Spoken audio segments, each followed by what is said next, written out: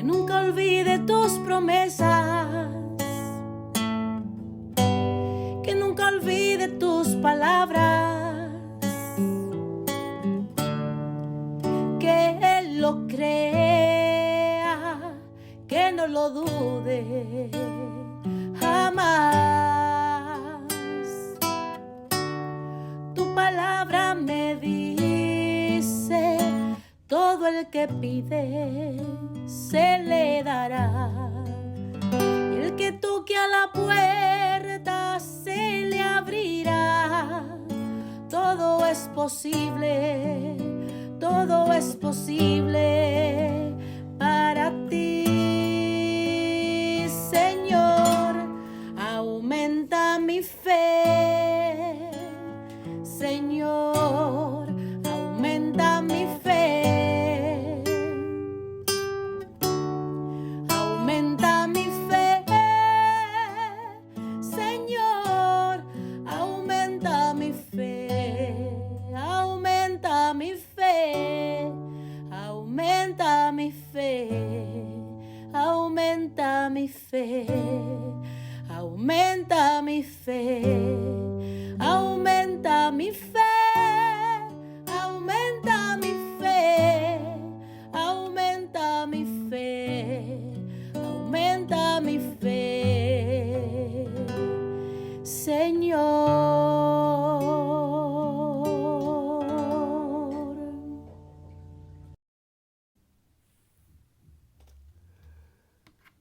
Saludos en este glorioso día y bendiciones a los radios creyentes que escuchan Jesús y María Radio, que están sedientos de la palabra de Dios.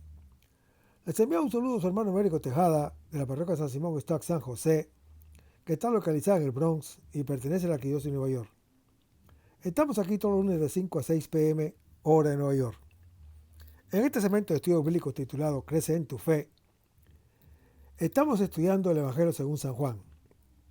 Este Evangelio presenta la persona y el mensaje del Señor Jesús de un modo bastante diferente al de los Evangelios sinópticos, tanto en su contenido como en su lenguaje. Parece haber sido redactado en su forma actual a finales del primer siglo y pudo haber sido en la ciudad de Éfeso o la ciudad de Antioquía. Este Evangelio se presenta esencialmente como una revelación del Señor Jesús acerca de sí mismo. Jesús aparece siendo el Hijo uno con el Padre Dios. Y no es raro que en varias ocasiones Jesús se proclame en forma absoluta yo soy, atribuyéndose así el equivalente del nombre divino y situándose en el mismo nivel del Dios que es. Jesús es también el Hijo del Hombre, el Mesías, el Cristo, anunciado en la ley mosaica y por los profetas. Para completar esta visión del misterio de Jesús, es necesario eludir a su relación con el Espíritu de Dios, o sea, el Espíritu Santo, que tiene una estrecha relación con Jesús, que lo recibe, lo promete y lo entrega. En esta perspectiva, el Evangelio según San Juan es una revelación trinitaria. Estamos en el capítulo 18 del Evangelio según San Juan, donde el apóstol Pedro niega al Señor Jesús. Pero antes vamos a comenzar con una oración y lo hacemos en el nombre del Padre, del Hijo y del Espíritu Santo. Señor, que todo lo que hagamos este día inicie con tu bendición y termine con tu ayuda. Que todo lo que digamos este día sea motivado por tu amor e inspirado por tu gracia. Que nuestras obras de este día reciban tu inspiración y perduren en tu paz. Todas estas cosas, Padre Celestial, te las pedimos en el dulce y poderoso nombre de tu Hijo Jesús, que vive en unión del Espíritu Santo, quien es Dios, por los siglos de los siglos. Amén. Los créditos de estudios bíblicos son dados al padre Silvano Fausti, a la Biblia de Jerusalén y a la hermana Evelyn Morán y su ministerio de música. A los hermanos y hermanas que viven en el Bronx, para invitarlos a nuestro ciclo de oración de la parroquia San Simón Stock San José, que está localizada en el 2191 Valentine Avenue, esquina calle 182, comenzando con la misa a las 7:30 p.m. todos los viernes por la noche.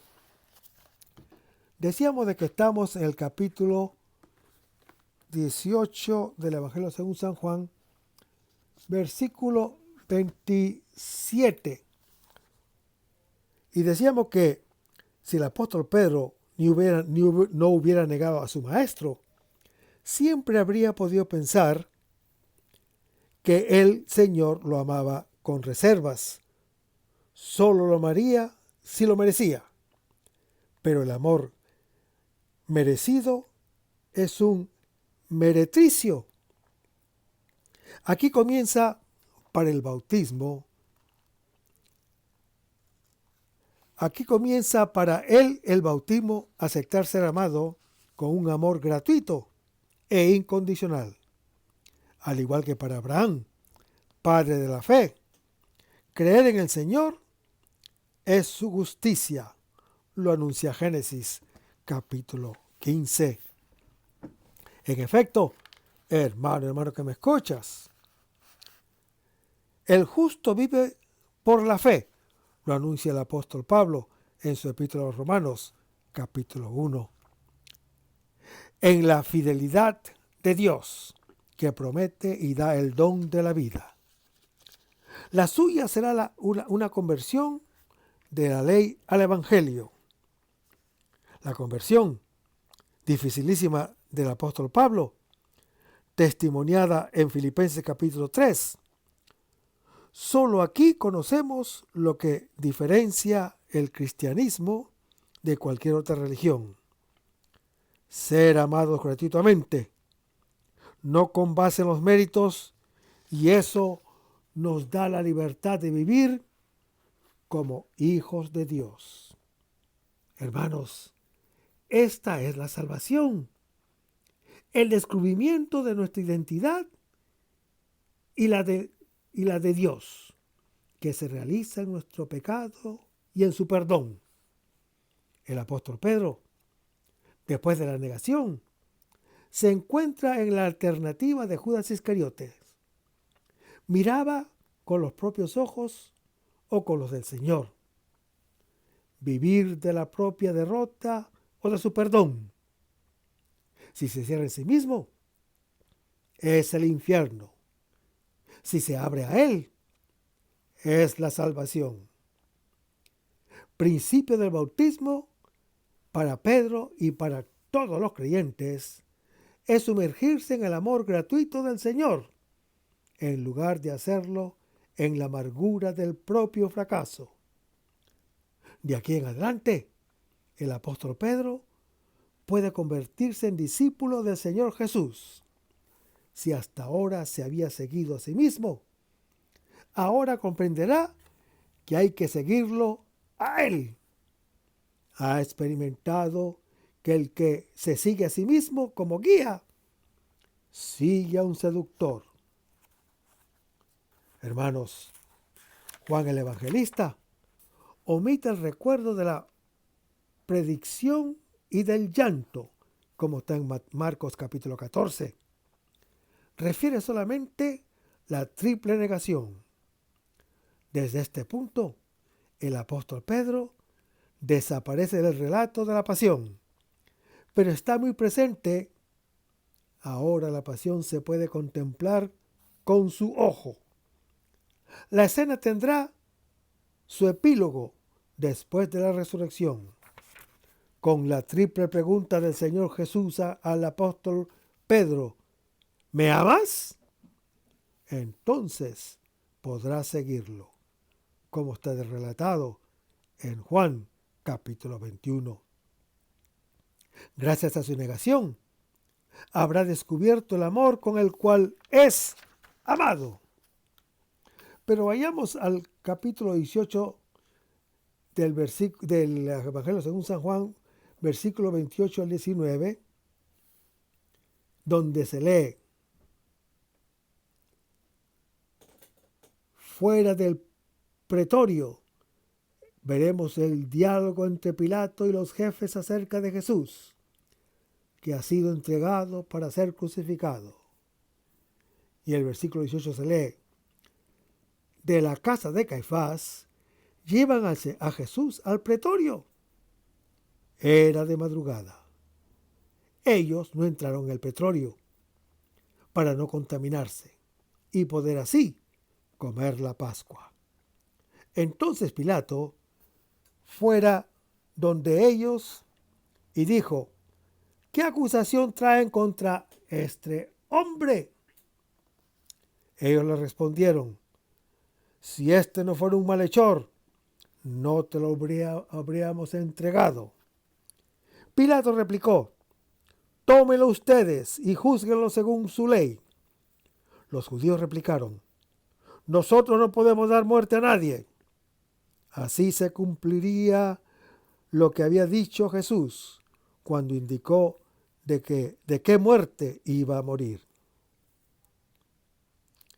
Entonces entró Pilato de nuevo al pretorio y llamó a Jesús y le dijo: ¿tú eres el rey de los judíos? Respondió Jesús: ¿dices esto por tu cuenta o es que otros te lo han dicho de mí? Pilato respondió: ¿es que yo soy judío? Tu pueblo y los sumos sacerdotes te han entregado a mí. ¿Qué has hecho? Respondió Jesús: mi reino no es de este mundo.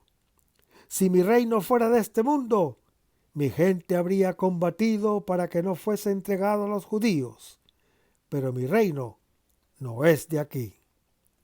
Entonces Pilato le dijo: luego, ¿eres tú rey?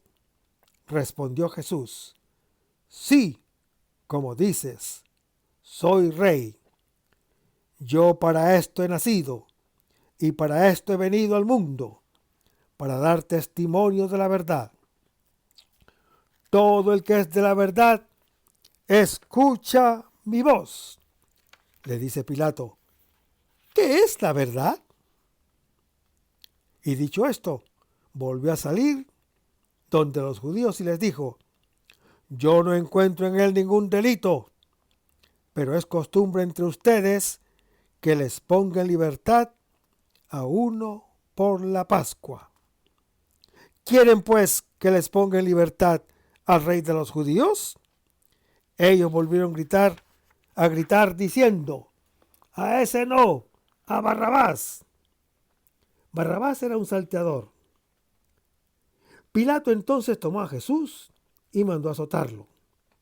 Los soldados trenzaron una corona de espinas, se la pusieron en la cabeza, y le pusieron un manto de púrpura.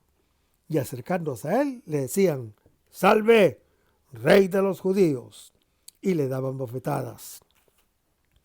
Volvió a salir Pilato y les dijo: miren, se los traigo fuera para que sepan que no encuentro ningún delito en él. Salió entonces Jesús fuera, llevando la corona de espinas y el manto de púrpura. Les dice Pilato: aquí tienen al hombre. Cuando lo vieron, los sumos sacerdotes y los guardias gritaron: ¡crucifícalo! ¡Crucifícalo! Les dice Pilato: tómenlo ustedes y crucifíquenlo, porque yo ningún delito encuentro en él. Los judíos le replicaron: nosotros tenemos una ley, y según esa ley debe morir, porque se tiene por hijo de Dios. Cuando oyó Pilato estas palabras, se atemorizó aún más. Volvió a entrar al pretorio y dijo a Jesús: ¿de dónde eres tú? Pero Jesús no le dio respuesta. Le dice Pilato: ¿a mí no me hablas? ¿No sabes que tengo poder para soltarte y poder para crucificarte? Respondió Jesús: no tendrías contra mí ningún poder si no se te hubiera dado de arriba. Por eso, el que me ha entregado a ti tiene mayor pecado. Desde entonces, Pilato trataba de liberarlo. Pero los judíos gritaban: si sueltas a este, no eres amigo del César. Todo el que se hace rey se enfrenta al César. Al oír Pilato estas palabras, hizo salir a Jesús y se sentó en el tribunal, en el lugar llamado enlosado, en hebreo Gabatá. Era el día de la preparación de la Pascua, hacia la hora sexta. Dice Pilato a los judíos: ahí tienen a su rey. Ellos gritaron: ¡fuera! ¡Fuera! ¡Crucifícalo! Les dice Pilato: ¿a su rey voy a crucificar? Replicaron los sumos sacerdotes: no tenemos más rey que el César. Entonces se lo entregó para que fuera crucificado.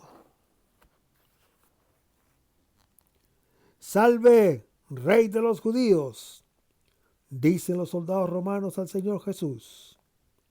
El Rey prometido es crucificado por todos, lejanos y cercanos. Es crucificado como Rey, y es Rey por cuanto es crucificado. Es el Rey de la verdad que nos hace libres y creyentes, según lo anuncia Juan capítulo 8. Después de que el poder religioso ha predispuesto la entronización en la cruz, el poder político proclama su realeza con la condena a muerte. El texto es un juego de ironías. Lo que se dice por burla es verdad. Lo que se considera verdadero es una burla estúpida y trágica. La misma mentira, sin quererlo ni saberlo, afirma la verdad. El Rey crucifica en su vacuidad todo poder de muerte.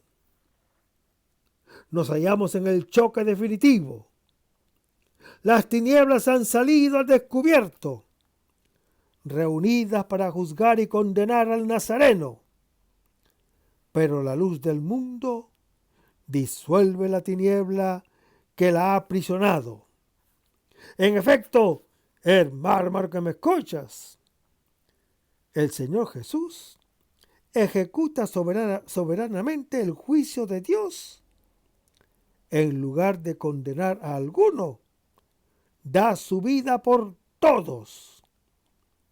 Contra el Hijo de Dios, enviado por el Padre, se han congregado todos los poderosos para llevar a cabo lo que la mano y la voluntad del Señor había dispuesto que sucediera, como lo anuncia Hechos capítulo 4, que es manifestar a todos su amor, manifestar su gloria y salvación nuestra. El tema del texto es la realeza universal del Señor Jesús, proclamada ante el lugarteniente del César romano, suprema autoridad mundial, primer representante del príncipe de este mundo, como lo dice Juan capítulo 12. El Rey es el hombre ideal, el ideal de todo hombre. Como es libre y poderoso, quiere lo que le agrada y ordena que hagan lo que quieren. Representa a Dios en la tierra. La concepción que tenemos de lo que es un rey corresponde a la que tenemos de Dios. Es el creyente realizado, su imagen y semejanza. La confrontación con Pilato ocupa casi la tercera parte del relato de la pasión. Más allá del proceso, continúa hasta la crucifixión, la muerte y la deposición, como está en Juan capítulo 19. Su poder se ejerce desde la condena hasta la ejecución, desde la muerte hasta la sepultura del justo. Revela así su esencia injusta y mortífera. Un huerto vio la creación del hombre y su caída, el nacimiento y la muerte de Adán, rey de la creación. El choque de la realeza del hombre con la realeza de Dios sucede entre la captura en un huerto, como está en Juan capítulo 18, y la crucifixión en otro huerto, como está en Juan capítulo 19. En esto vemos la creación del nuevo Adán, el hortelano, que triunfó sobre la muerte, como está en Juan capítulo 20. Entre el huerto de la captura y el de la cruz está la ciudad, donde el Rey de la Gloria pasa victorioso sobre los jefes de este mundo. Después del interrogatorio en casa de Anás y la pausa en la casa de Caifás, sigue el proceso en el pretorio. Los acusadores son los jefes religiosos. El juez es el representante del imperialismo, que entonces era el de los romanos. El proceso es estrictamente político. La realeza de Dios, aunque no es de este mundo, está en este mundo. Hermanos, el hombre es un animal político, del modo como organiza su vida con nosotros. Depende su realización o su fracaso. En efecto, la política es el arte de darle a un cuerpo a esos valores que el hombre se pone como finalidad de su existencia. Estos valores, hermano que me escuchas, verdaderos o equivocados, son siempre religiosos, precisamente porque se establecen como finalidades y, por consiguiente, son absolutos. Cuando luego la política llega a colocarse a sí misma como valor supremo, entonces alcanzará el ápice de la funcionalidad y de la ceguera.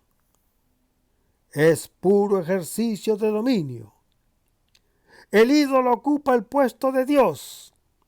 El poder viene a ser la única religión y se vuelve totalitarismo que tiene mano libre para destruirlo todo y a todos.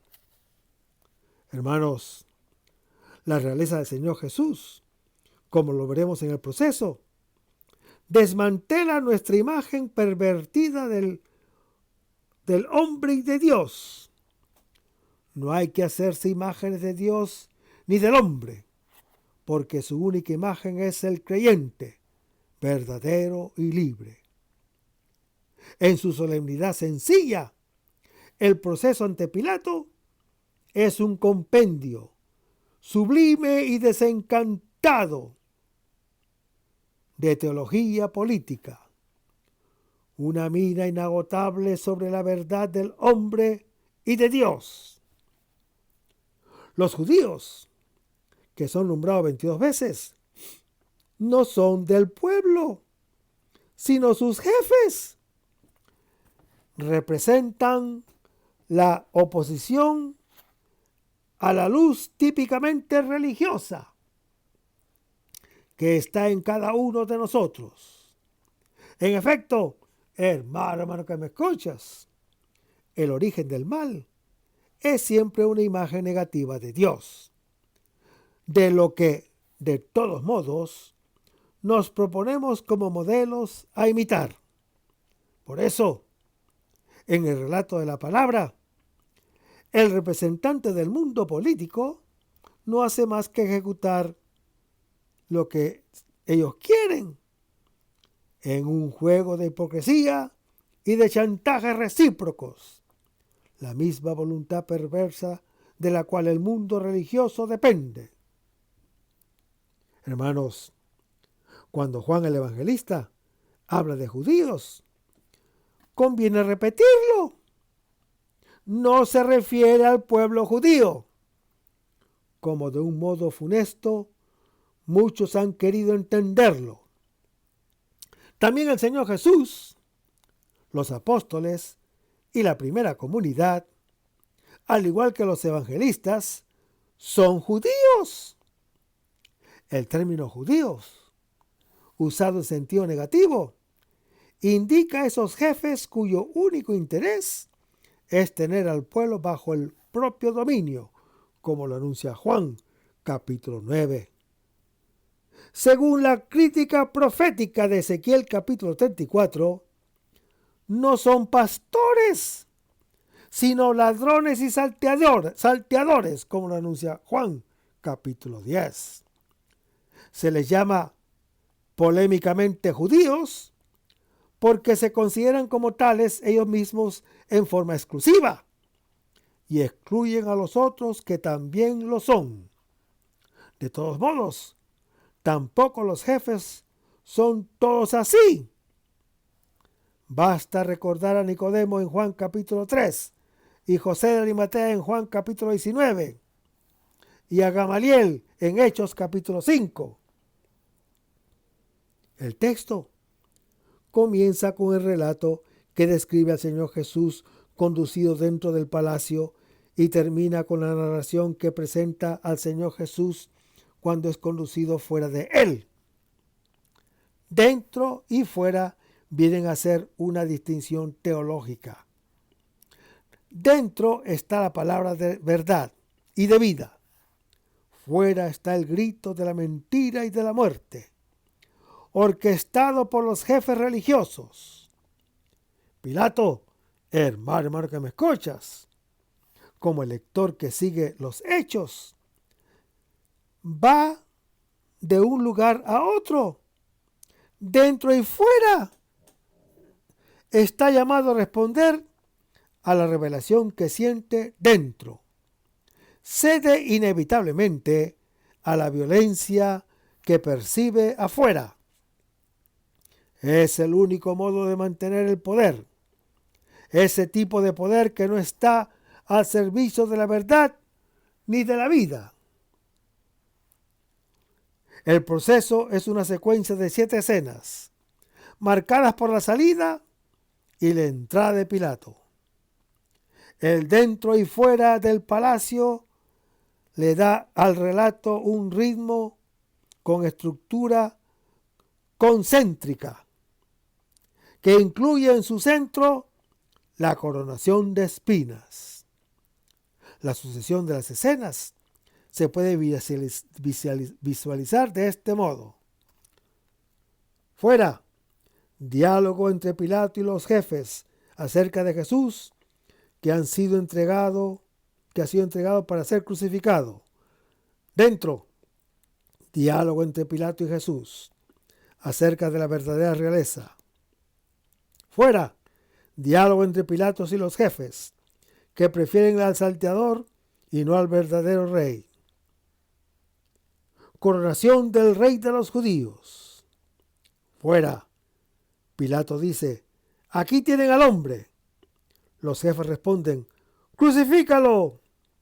Dentro, diálogo entre Pilato y Jesús acerca del poder, quién lo detenta y qué tipo de poder. Fuera, Pilato dice: aquí tienen a su rey. Y los jefes responden: ¡crucifícalo! Hermanos, la escena central parece que se desarrolla fuera del palacio, como la anterior. Pero en la siguiente, tanto Pilato como el Señor Jesús salen. Por consiguiente, la coronación se realiza dentro, aunque al lector, mientras se desarrolla, le parezca que se realiza afuera. No se trata de una distracción, sino de una delicadeza del autor. Sugiere que lo que sucede en el palacio concierne a todos. La coronación, aunque se haga en casa, por obra de los siervos del poder, siempre es un hecho eminente, público. Es el reconocimiento del rey, el jefe con el cual todos idealmente se identifican. El evangelista evidencia de este modo que el Señor Jesús es Rey universal, coronado ante el mundo precisamente por manos de sus enemigos.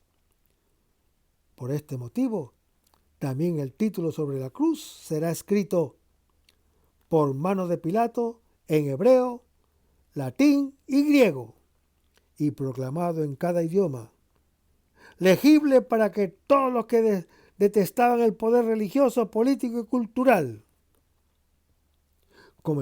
Comentaremos en la lectura el texto el significado de cada una de las escenas, centradas en la realeza del Señor Jesús, que fue proclamada en el proceso y se ejercerá desde lo alto de la cruz.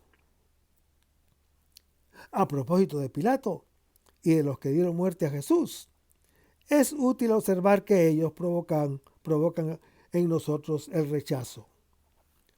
No logramos digerirlos. En efecto, hermano que me escuchas, es difícil digerirse a sí mismos. El problema no es el de comerlos, sino reconocernos en ellos. Nos sirven como espejo y aceptar el don que el Rey nos entrega como a ellos. Al comienzo, el Señor Jesús es presentado por los jefes religiosos al jefe político, para que sea levantado sobre ese trono desde el cual, ya victorioso, los atraerá a todos hacia sí. Sigue el diálogo sobre la realeza de Jesús, que está al servicio de la verdad y que ningún poderoso conoce. Por eso, Pilato lo considera inicuo y quiere liberarlo. Pero los jefes religiosos, por lo general sucede así, prefieren el salteador al verdadero rey. En el centro, los soldados, al coronar por burla al Señor Jesús con espinas, muestran que la realeza mundana es una burla muy fea. Esta, al ser puesta en crisis, al ser pasada a la escena, es violencia gratuita sobre el Rey verdadero, sobre el hombre libre. Luego Pilato sale de nuevo, y también Jesús, con la corona y la púrpura. Aquí tienen al hombre. El poder político quisiera salvarlo, pero no puede. Como es esclavo de la ceguera religiosa, solo está en condiciones de dar muerte, no de liberar al hombre. Al final, Pilato conduce de nuevo fuera y presenta al rey, el Hijo de Dios, a quien el poder religioso rechaza. En la obediencia a esto, aunque contra su voluntad, el poder político ejecuta la condena. En Juan capítulo 19. Hermanos, el Señor Jesús es el Rey universal, el hombre libre que libera a todos, precisamente por cuanto es crucificado por obra del poder religioso y político. La Iglesia está llamada a reconocer en Jesús la verdad del creyente y la verdad de Dios, para testimoniar al mundo la libertad de todo dominio del hombre sobre el hombre.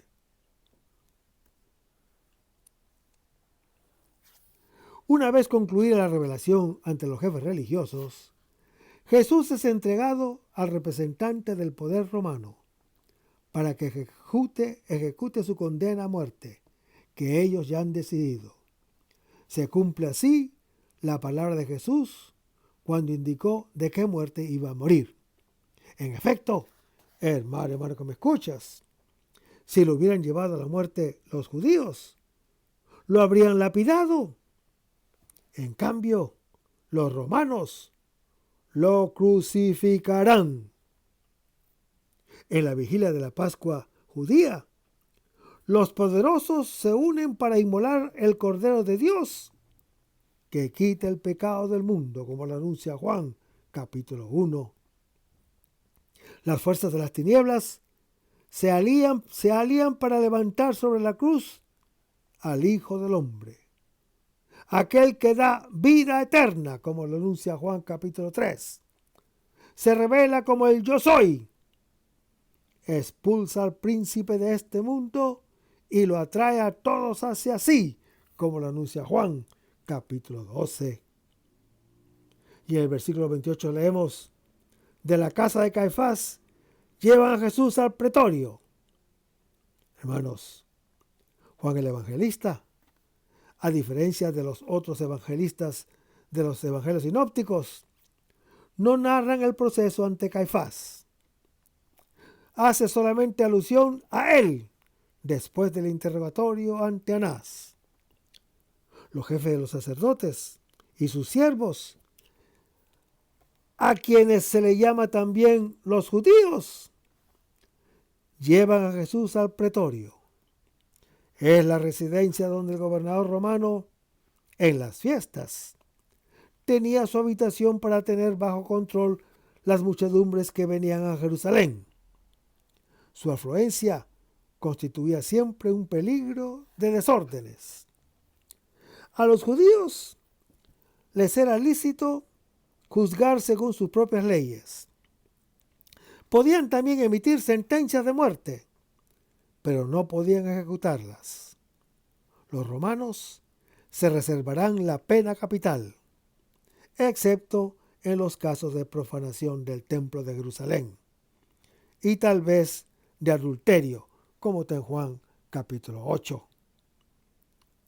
La muerte de Esteban en Hechos capítulo 7 es probablemente un linchamiento, y la de Santiago en Hechos capítulo 12 una excepción. Por consiguiente, hermano que me escuchas, Jesús es conducido a donde la autoridad romana para que ejecute la condena ya decidida por la autoridad religiosa, sin ningún proceso, como lo anuncia Juan capítulo 11. De este modo, el Cordero de Dios pasa de los jefes de Israel a los jefes paganos. Es el Salvador del mundo que viene de los judíos, como está en Juan capítulo 4. Seguimos leyendo el versículo. Dice que era de madrugada. Después del canto del gallo, terminan las tinieblas y llega la luz. Por contraste, la expresión recuerda las palabras era de noche, cuando Judas Iscariote salió para entregarlo, en Juan capítulo 13. Después de la negación del apóstol Pedro, cesa también el frío, el brasero que calienta la noche. Sucede el sol que enciende el día. Hermanos, el proceso político del Señor Jesús se desarrolla desde la mañana hasta la hora sexta, como lo anuncia Juan capítulo 19. Desde cuando el sol aparece en el horizonte hasta cuando está en el punto más alto del cielo, la luz viene al mundo, rompe las tinieblas y crece hasta alcanzar su fulgor pleno sobre la cruz. Aquí se manifiesta el Rey de la Gloria. Estamos en vísperas del sábado, el de la creación del hombre. En la cruz quedará creado el hombre nuevo. Además, es la víspera de la Pascua judía, cuando inmolan el cordero. Era el momento de la aurora, cuando Abraham se encaminó para el sacrificio del hijo que al tercer día fue salvado, como está narrado en Génesis capítulo 22. A la misma hora tendrá lugar el encuentro del resucitado con María Magdalena junto al sepulcro, como lo narra Juan capítulo 20, y con los discípulos a orillas del mar, como está en Juan capítulo 21. Seguimos leyendo el versículo. Ellos no entraron en el petróleo. Los jefes de los sacerdotes y los que estaban con ellos se quedan fuera del pretorio. El Señor Jesús entra para revelarse a los paganos. Saldrá de allí después de la coronación de espinas y al final, en Juan capítulo 19, para ser entronizado en la cruz. Hermanos, Pilato entra y sale del petróleo. Sus salidas y entradas separan a diferentes escenas. Dentro y fuera son dos palabras que no tienen tan solo un valor especial o espacial. Dentro está la revelación de Jesús a las gentes. Fuera la oposición del poder religioso. En el medio está Pilato, el poder político, que está llamado a escoger entre la luz y las tinieblas, entre la verdad y la mentira, entre el rey y el salteador, entre la vida y la muerte. Su elección, hermano que me escuchas, se da por descontada. Su poder lo ha convertido en su religión, así como los sacerdotes han convertido la religión en su poder. Por eso, aunque estén siempre en conflicto entre ellos, así sucede cuando se quieren las mismas cosas y se usan los mismos medios. Siempre van de acuerdo en dar muerte al inocente. La distinción entre la esfera religiosa y la política es fundamental para evitar fundamentalismos opuestos, religiosos o políticos. Además, hermano que me escuchas, es necesaria para la libertad de la religión, que de lo contrario viene a depender del poder político, su justificación ideológica y instrumento de opresión. Pero es necesaria también para la política. Esta, si no quiere convertirse en una máquina antihumana que se administra a sí misma, debe encontrar fuera de sí la fuente de los valores y la instancia crítica de sus antivalores. Seguimos leyendo el versículo. Para no contaminarse. Es la única vez que aparece esta palabra en los evangelios.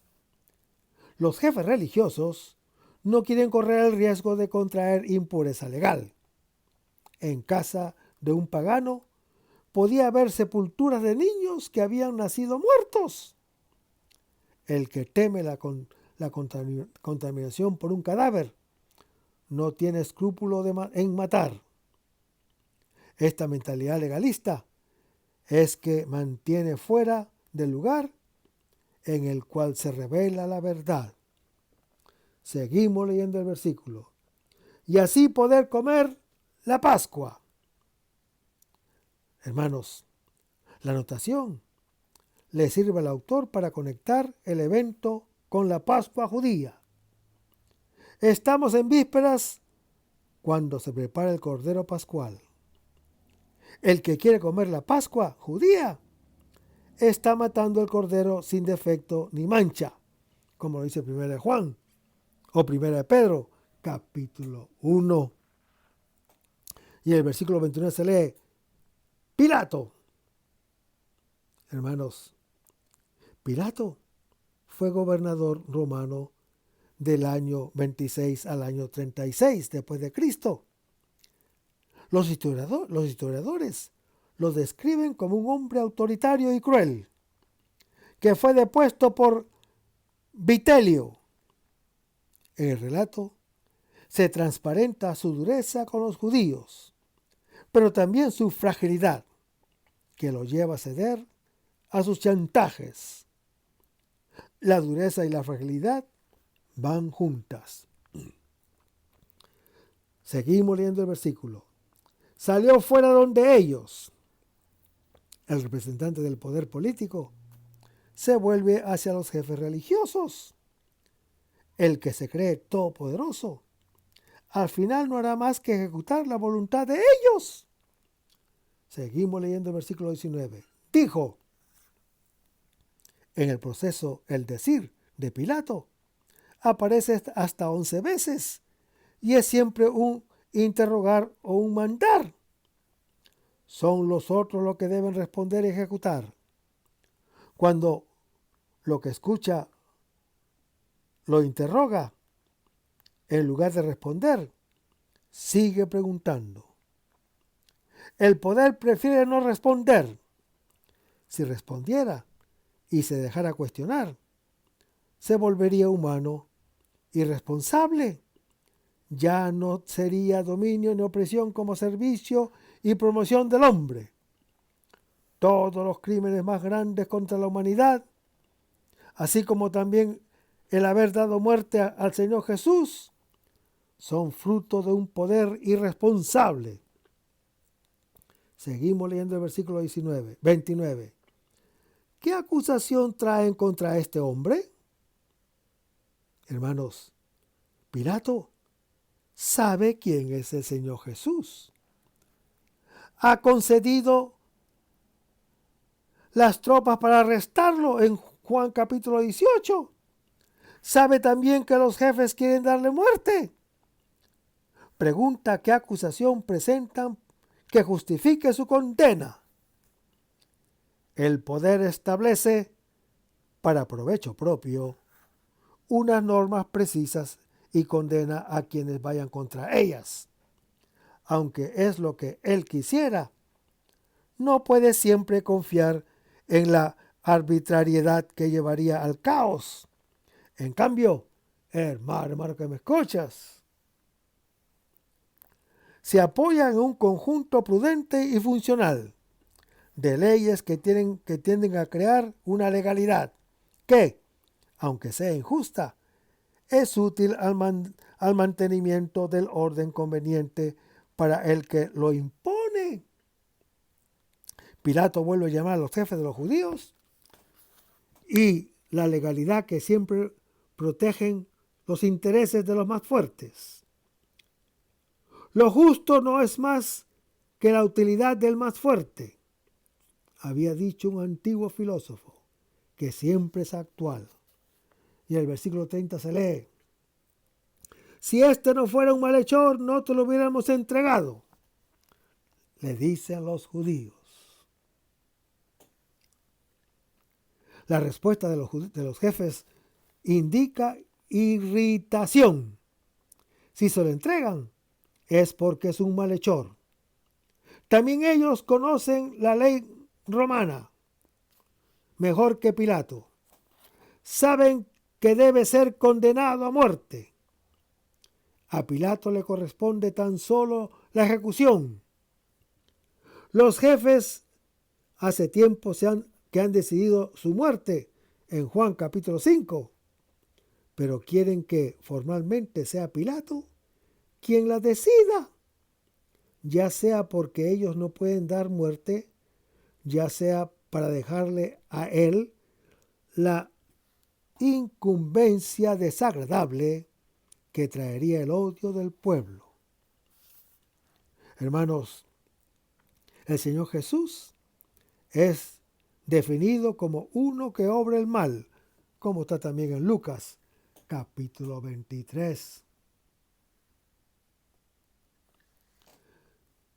Llevaban además otros 2 malhechores para ejecutarlo con él. El inocente, que testimonia la verdad, no se doblega a la mentira, para que el que detente el poder es el malhechor más peligroso. No es, como Barrabás, un simple competidor que se ha de eliminar para vencer. En efecto, hermano que me escuchas, tiene la fuerza de sustraerse al juego. Precisamente de este modo lo destruye radicalmente, ya que revela su estupidez y maldad. Por eso el inocente, que no se doblega a la injusticia, es una persona insidiosa que subvierte el orden constitutivo. Y por eso el que no conoció el pecado fue tratado como pecador en favor nuestro, lo anuncia 2 Corintios, capítulo 5. Se convirtió en maldición para rescatarnos de nuestro mal, lo anuncia el apóstol Pablo en su epístola a los Gálatas, capítulo 3. En el Getsemaní, hermano que me escuchas, el mismo Señor Jesús dice que han venido a capturarlo como a un salteador, a él que es inocente. Precisamente de este modo se cumplen las Escrituras, como lo anuncia Marcos capítulo 14, que dicen que el siervo es contado entre los malhechores, como lo anuncia Lucas capítulo 22, ya que carga sobre sí nuestras maldades, como lo anuncia el profeta Isaías en su capítulo 53. Seguimos leyendo el versículo. No te lo habríamos entregado. El verbo entregar, que también significa traicionar, estaba reservado a Judas Iscariote. Ahora se aplica también a los judíos, que lo entregan a Pilato. Y luego se aplica a Pilato, que lo entrega a la cruz, desde la cual él entregará a todos su Espíritu Santo en Juan capítulo 19. La misma acción maldita que cumple el poderoso por la fuerza del inocente se convertirá en bendición para todos. Y seguimos y leemos el versículo 31. Tómelo ustedes y júzguelo según su ley. Hermanos, Pilato no ratifica la condena sin motivos específicos. Sería resbalar en la arbitrariedad, que es algo perjudicial al poder constitutivo. Si lo consideran como malhechor, que lo juzguen legalmente. Se nota una forma de desprecio cuando subraya que la ley es suya, de ustedes, pero no nuestra. Además, hermano que me escuchas, al decir que lo juzguen, les recuerda también que son súbditos de los romanos. No tienen el derecho a la pena de muerte. Aunque quieran, no pueden. ¿Y cuál es el poder que tienen si no pueden dar muerte?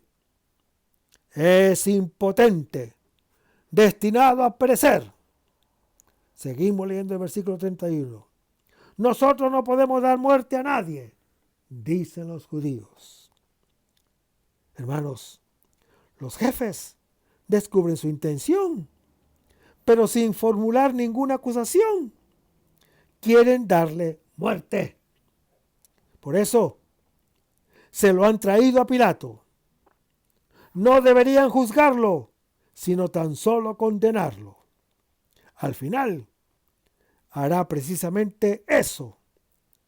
El poder político ejecuta, quiera o no. El juicio del poder religioso. El inocente, que testimonía la verdad, a la larga es la única verdad o la verdadera amenaza para todos los poderosos. Los jefes religiosos admiten con desagrado su dependencia de los romanos. A ellos les está permitido, como en los territorios ocupados, juzgar según sus propias leyes, pero no pueden aplicar la pena de muerte, que está reservada solamente a Roma. Detrás de la expresión no podemos dar muerte, resuena el gran mandamiento, no matarás, del Éxodo capítulo 20, Deuteronomio capítulo 5. Y, sin embargo, lo que ellos quieren es precisamente un asesinato.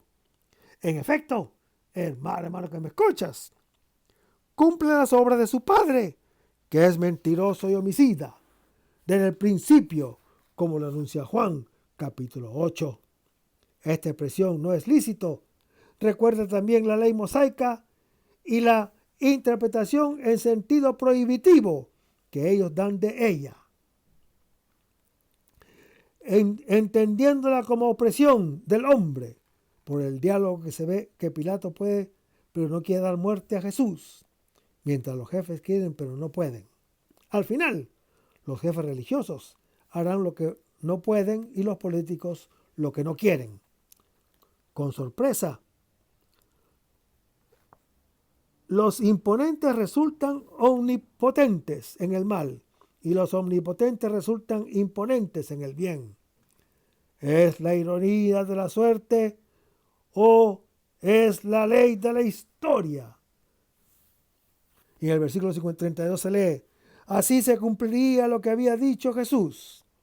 De este modo, Juan el Evangelista introduce el cumplimiento de las Escrituras. Aquí las Escrituras son la palabra de Jesús, como está en Juan capítulo 2. Y el resto, hermano que me escuchas, lo vamos a ver en el próximo segmento. Vamos a despedirnos con una oración que lo hacemos en el nombre del Padre, del Hijo y del Espíritu Santo. Señor Jesús, ayúdanos a conservar el fervor espiritual, la dulce y confortable alegría de evangelizar, incluso cuando hay que sembrar entre lágrimas, como Juan el Bautista, como lo hicieron los apóstoles Pedro y Pablo y los otros apóstoles, y también esa gran multitud de evangelizadores que se han sucedido a lo largo de la historia de la Iglesia Católica, con un ímpetu interior que nada ni nadie sea capaz de extinguir.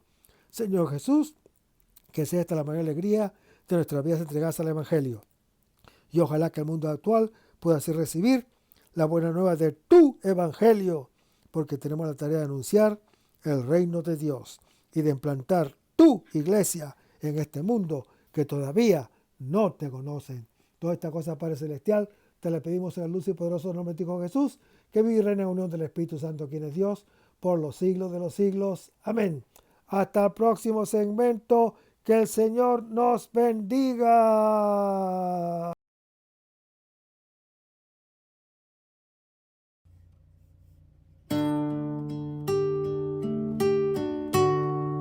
Aumenta mi fe, Señor, aumenta mi fe.